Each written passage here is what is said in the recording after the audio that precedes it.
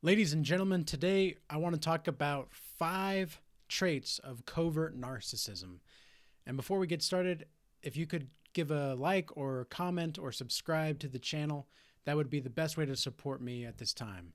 With that being said, let's get into the topic. So, the difference between covert and overt narcissists are very it's very slight. The covert is just more, well, covert. It's very hard to detect, whereas the overt narcissist is a much more a much more flamboyant, open, well, maybe not flamboyant, but very open about their narcissism.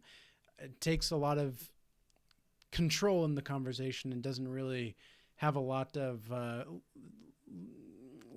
understanding of self-awareness and just where they're at, and social intelligence as well. Covert narcissists, in my experience, can actually be very socially intelligent. In fact, I would actually prefer to deal with an overt narcissist than a covert narcissist, because the covert narcissist is examining you from day one and is looking at all your strengths and weaknesses and is going to make sure that they erode your self-esteem in the most subtlest ways possible. And yeah, just any narcissist can be really difficult and scary to deal with sometimes. But there's a difference between people being narcissistic and being assertive, because sometimes assertiveness can come off as being rude, but you'll definitely know that an assertive person is telling the truth. And even though the truth can hurt, a covert narcissist or an overt narcissist will use information about you as bullets to you and your self-esteem. So that's the difference between people that are assertive, covert, and overt. Now, the 5 ways is, number 1, stonewalling. This was just the biggest hurdle, I think, in one of my relationships with a narcissist. Was that, so stonewalling is the act of when a listener intentionally withdraws from the conversation and cuts themselves off from the speaker entirely. So I remember one time dealing with a narcissist, and there was a misunderstanding and miscommunication, which is likely to happen when you're talking to a narcissist. And the narcissist just completely looked the other way, as if I wasn't even there at one point. They didn't like what I had to say, so they quite literally just turned to the side like this. And they stayed that way. It was just the most bizarre thing to me. I was like, we're in the middle of a conversation about a real topic, and they just completely act as if you're not even there anymore. And when I said their name, they would ignore me. And then the silent treatment happened. And the silent treatment, which is a part of stonewalling, I think, is when they just don't talk to you until you do what they want you to do. And it can just be very damaging to your self-esteem and can actually cause a lot of emotional turbulence as well, because you're wanting to deal with things. You have endorphins in your brain that are being released. You want to have this conversation to alleviate any stress and to get a solution. That's not what the narcissist wants. There's also, number 2 is a subtle smugness. So not all narcs out there wear their superiority out in the open. And it's a very passive-aggressive behavior, because it is, like, you guys have heard of the narcissist smirk, I'm sure, is when they have this kind of tendency to, like, get excited subtly when they see that they've got you around your little, they have you, and you're wrapped around their little finger. That's really where it comes down to. And they like that. They like that they can influence your emotions in certain ways because it makes them feel powerful. And there's that kind of like a, yeah, I got you kind of a vibe. And it's just not a healthy vibe, really. Number 3 is that they intentionally put themselves down.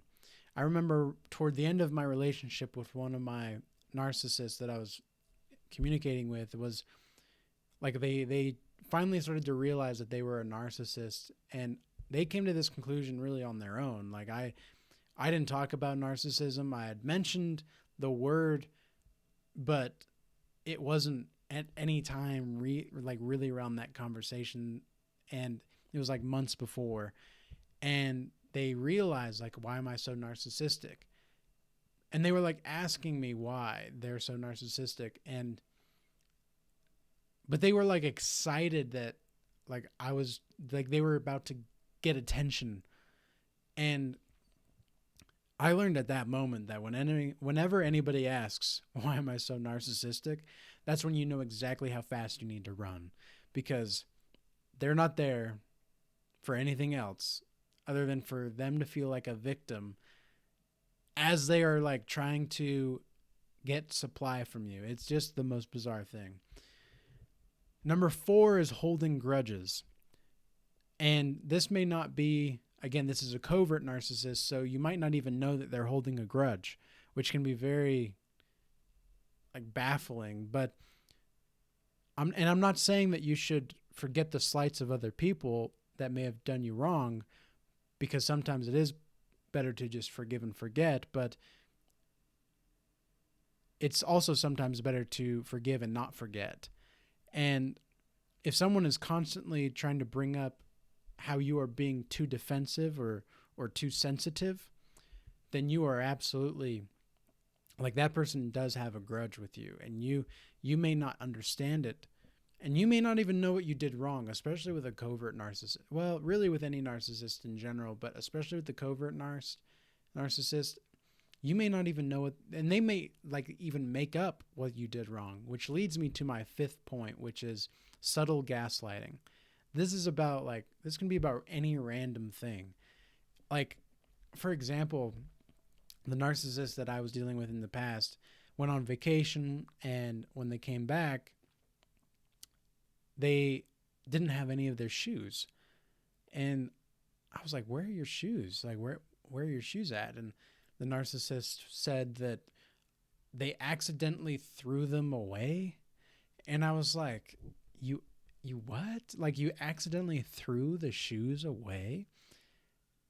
That's so bizarre. And so when I finally and they like got me to feel sympathy for them, because it was just this weird thing, right? It was just like, it's like, oh, well, we're probably going to need to go buy your shoes or something. Like, we need to go get you new shoes. And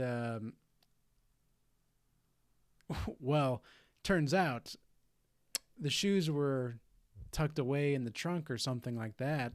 And I found them in a garbage bag on my way out one morning, like weeks later, and they were just sitting by the door in the garage. And I thought, what the heck? Like, those are the shoes. And that was when I was already on my way out of the relationship at that time, thank goodness, but it was just like more confirmation of just how messed up this person was to like lie about throwing shoes away, and then like going through all that trouble to hide them or something. Like, it just didn't make sense. And so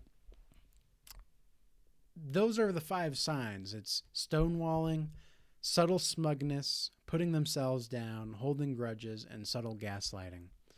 I hope this message was informative and useful. And for anybody that is dealing with a narcissist out there, you can do it. You can move forward. I promise you can. It will take a lot of work, and it'll take a lot of emotional intelligence and understanding of yourself and self-love, but you can totally do it. And I believe in you. So with that being said, may peace be with you. Until next time.